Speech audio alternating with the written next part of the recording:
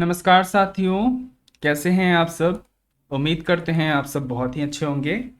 तो मेरा नाम है हर्ष और स्वागत करता हूं आपके अपने यूट्यूब चैनल मेंस बाबा के ऊपर में। साथियों, आज जो चर्चा का विषय बन रहा है, विषय क्या बन रहा है कि जो आपका इंडियन फॉरेस्ट एक्ट है 1927 वाला, उसके अंदर में उसको लेकर एक तरह से बहुत सारे क्रिटिसिज्म किए जा रहे हैं भारत सरकार के द्वारा। और वह क्रिटिसिज्म क्या है, नहीं है, किस संशोधन की बात हो रही है, क्योंकि चर्चाएं इसी तरह सामने आ रही है कि बड़े और छोटे अपराधों के बीच में अंतर करने में एक तरह से सरकार को भी ना कठिनाइयां आ रही हैं। तो क्या है न्यूज़, नहीं है, सब कुछ बताऊंगा आपको। इंडियन फॉरेस्ट एक्ट 1927 भी बताऊंगा उसके बारे में। पर उससे पहले मैं चाहता हूं आप वीडियो को एक बार लाइक कर दीजिए, चैनल को जो है सब्सक्राइब कर दीजिए और शेयर कर दीजिए अपने सारे दोस्तों के साथ, फिर वो चाहे तैयारी कर रहे हो यूपीएससी की, state PCS, SSC, banking, railway इत्यादि किसी भी एग्जाम की, जहाँ पे करंट अफेयर वगैरह आता है, तो उनका स्वागत है। तो ये साथियों आएगा आपका जीएस पेपर 3 के अंदर में कंजर्वेशन, और जीएस पेपर 2 का भाग भी बन सकता है जहां गवर्नमेंट पॉलिसीज एंड इंटरवेंशन की बात हो। तो न्यूज़ में साथियों द इंडियन एक्सप्रेस के अंदर में आप देख सकते हैं, न्यूज़ आया हुआ है कि फॉरेस्ट एक्ट को लेके कि सेंटर ने भी क्या किया है, क्रिटिस डिक्रिमिनलाइज माइनर ऑफेंस, मतलब एक तरह से बताया है कि कुछ ऐसे दंडनीय अपराध हैं, एक तरह से समझिए कि कुछ अपराध दंडनीय हैं और कुछ नहीं है, इनमें जो अंतर होता है वो नहीं हो पा रहा है। तो इस चीज़ को लेके सारे मीडिया के द्वारा कवर किया गया है। 12 जुलाई की न्यूज़ है, इसलिए मैं आपके साथ आज कवर कर रहा हूँ। तो की पॉइंट क्या निकल के आ रहा है, निकल के ये आ रहा है साथियों कि इसे ये इस तरह समझिए कि जैसे मान के चलिए किसी पेड़ को काटने को लेकर अगर फाइन है, भारत सरकार के द्वारा ये तय किया गया कि इसके ऊपर में 500 रुपये फाइन है, तो ये चीज़ें कुछ ऐसी आ रही है ना कि 500 रुपया एक पेड़ के काटने पे फाइन है, लेकिन अगर कोई पूरा जंगल ही काट दे तो उस पे भी 500 रुपये का फाइन है। तो ये कैसी बात हो गई, किसी ने एक पेड़ काटा तो उसको 6 महीने का जेल, किसी ने 1000 पेड़ काट दिए तो उसको भी 6 महीने का जेल। तो बड़ा अपराध और छोटे अपराध में ना अंतर नहीं हो पा रहा था, क्योंकि ये जो आपका इंडियन फॉरेस्ट एक्ट है साथियों, ये इंडियन फॉरेस्ट एक्ट ब्रिटिश के शासन के टाइम ही बना हुआ है, क्योंकि 1927 में ब्रिटिश का राज चल रहा था।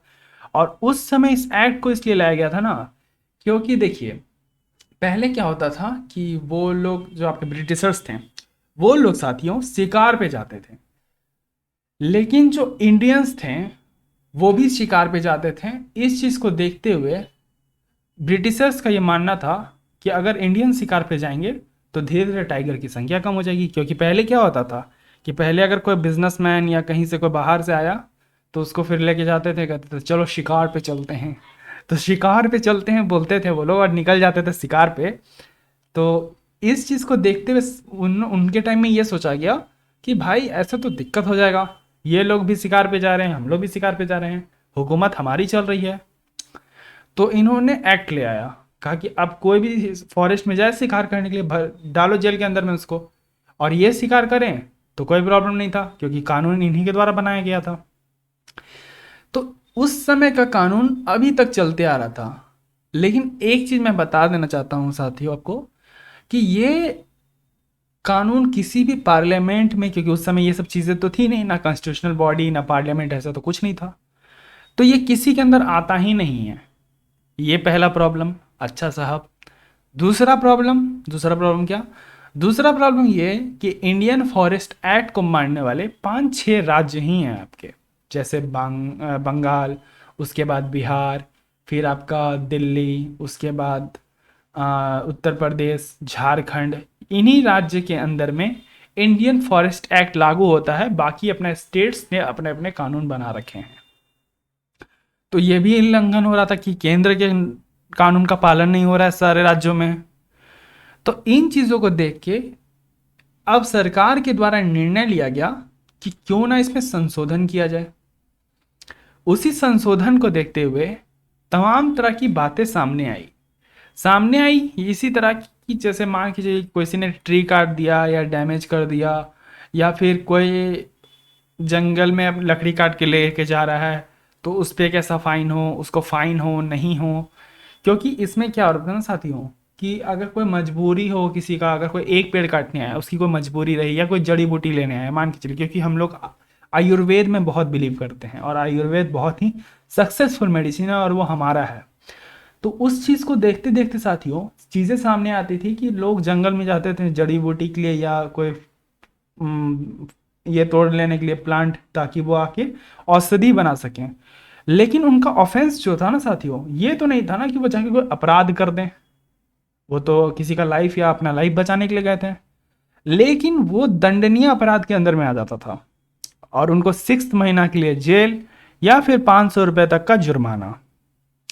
ऊपर से जो इसकी तस्करी कर रहा हो या स्मगलिंग कर रहा हो वो भी अगर पकड़ा गया तो उसको भी 500 रुपए का जुर्माना और 6 महीने की जेल। तो जो अपराध है तो उसमें डिफरेंस नहीं आ पा रहा था, इसी चीज को लेके पूरा विवाद चल रहा है। और इसमें अमेंडमेंट की जो बात की गई है, बात ये की गई है कि हमें रिड्यूस करना चाहिए सिटीजन के ऊपर जो बर्डन है, पेनल्टी को नेशनलाइज करना चाहिए, जो हम लोग हरासमेंट कर रहे हैं सिटीजन का उसको कम करना चाहिए, जो ऐसे छोटे छोटे चीज़ हैं जो वायलेट कर रहे हैं लॉ को लेकिन वो दिखाई नहीं पड़ रहे हैं, तो इसको वापस से संशोधन कीजिए और वापस से बनाइए। तो संशोधन के ये कुछ मांगे किए जा रहे हैं केंद्र सरकार के द्वारा।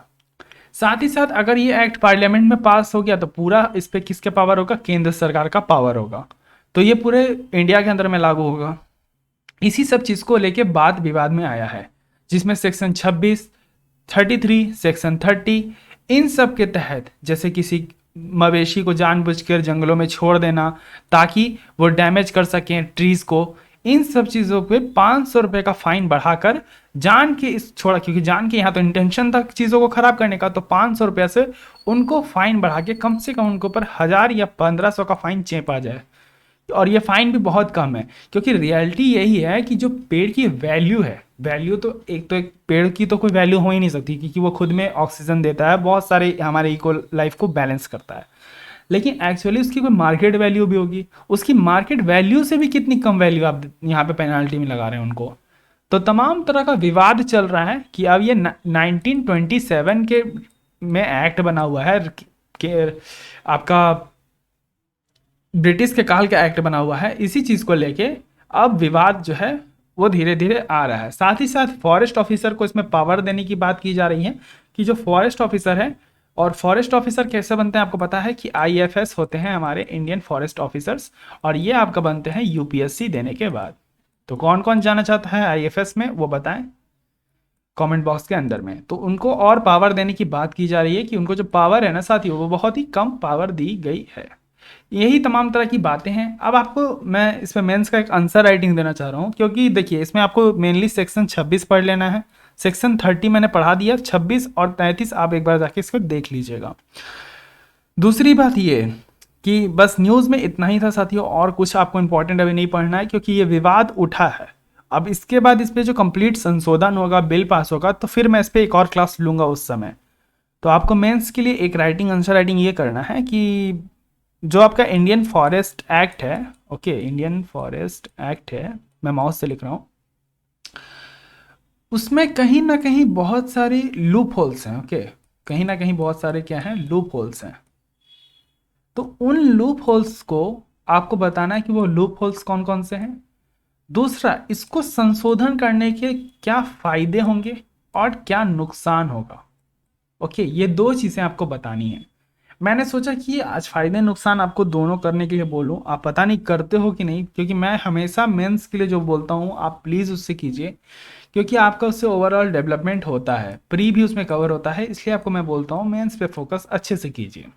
तो 250 वर्ड्स के अंदर में आपको ये लिखना है।